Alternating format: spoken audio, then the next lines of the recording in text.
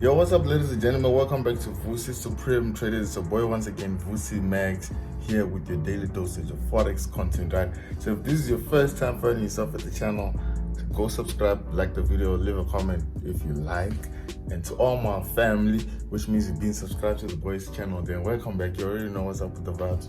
So I take a moment to say, listen, I appreciate each and every one of you for watching my videos, and the videos I've been dropping lately. It means a lot, and the boys gonna keep dropping videos for you guys because it shows that you guys actually get some value and appreciate the content that I put out. So I'm gonna keep putting that content out. So listen, back with another analysis video. It's a Sunday. I said it last Sunday that I was gonna keep dropping the analysis Sunday videos. So listen, this weekend was a hectic one, super hectic.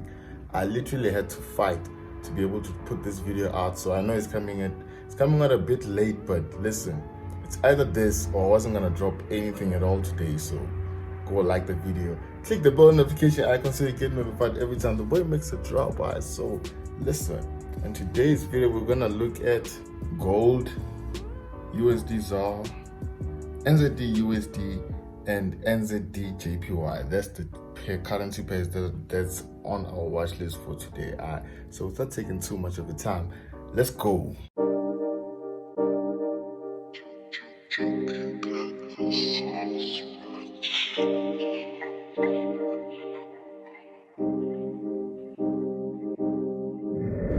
Alright fam, so the first chart that we're gonna look at for today is the gold on the H4 time frame.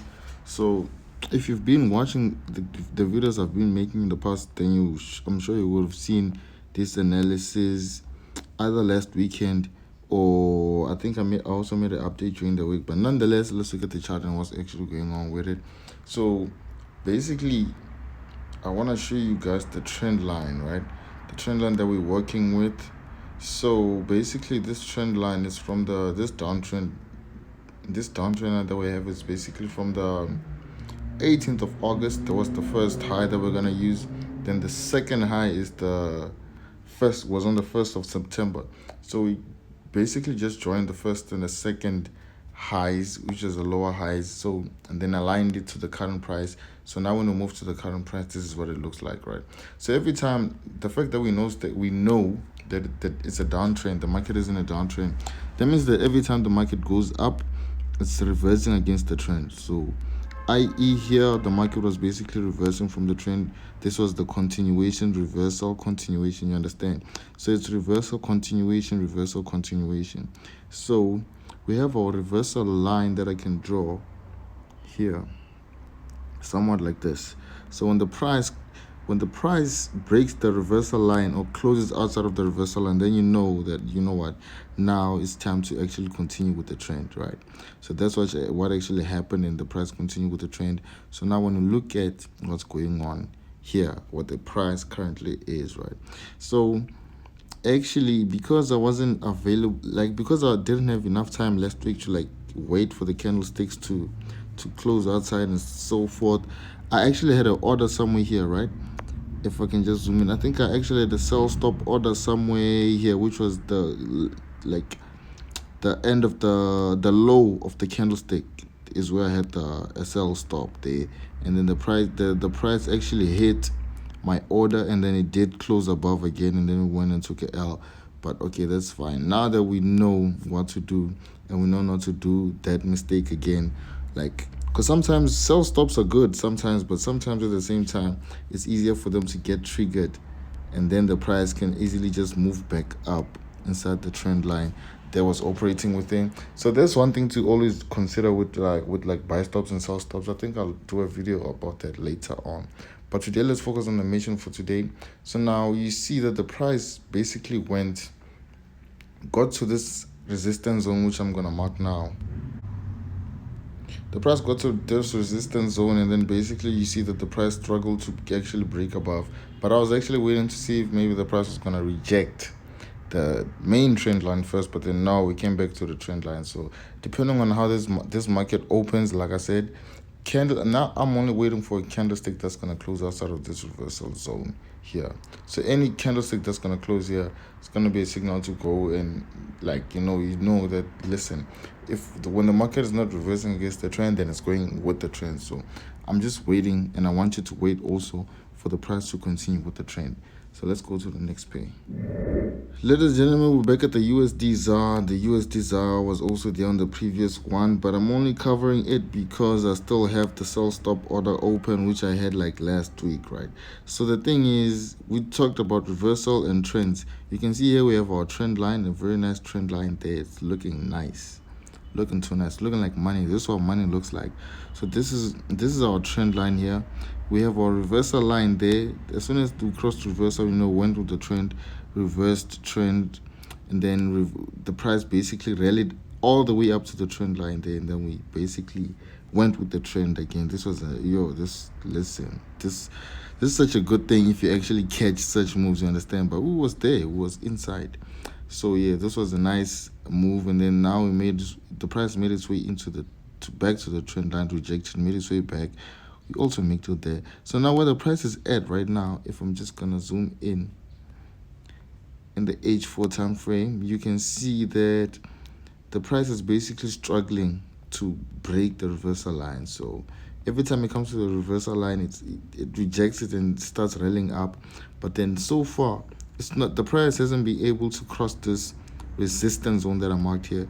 So I'm only waiting to see what's going on, because here I'm also seeing basically signs of a rejection. These two bullish candlesticks are basically like rejection signals to me, meaning the price still isn't ready to break the zone. So maybe we might go up, but for now I'm going to stick to this sell stop that I have at this level here, because it's enough room for a candlestick to actually close outside, because I don't want to be making the same mistake I made the last time.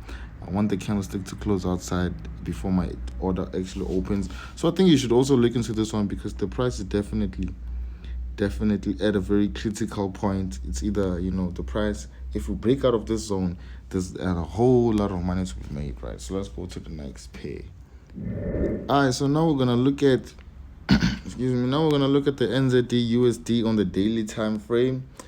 So speaking of the daily time frame, I saw some of y'all not even some of y'all. There was only one person who complained that the time frames I use, it's no point if you have a small account and whatever, you understand what I'm saying. And listen, I do top-down analysis. I want to show you the bigger picture.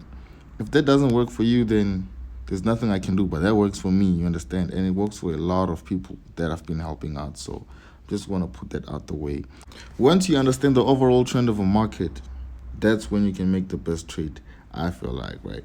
So the next chart that we have is actually a subscriber and a supreme members chart that I was sent, right? So I'm basically gonna review it the way he sent it, and then we can see if we can basically make money from this one, or if we should let it slide, right? So he personally asked me to do it on my video, on one of my analysis videos. So I think that's cool. I'll do it. Don't worry, I got you, fam. So basically, the trend line that's drawn starts from the 30th of June, right? And then it connects with the higher low of the 18th of August. And then as it moves, it basically connects with the lower high, right? So now we're going to go to the H4 time frame so I can show you how it looks in the H4 time frame. So in the H4 time frame, this is how it looks. Basically, he wants me to focus on what's going on here, right? So what's going on here? We have this higher highs, right? This is a high and this is a higher high. This is a low, we have a lower high, right? No, we have a low and a higher low.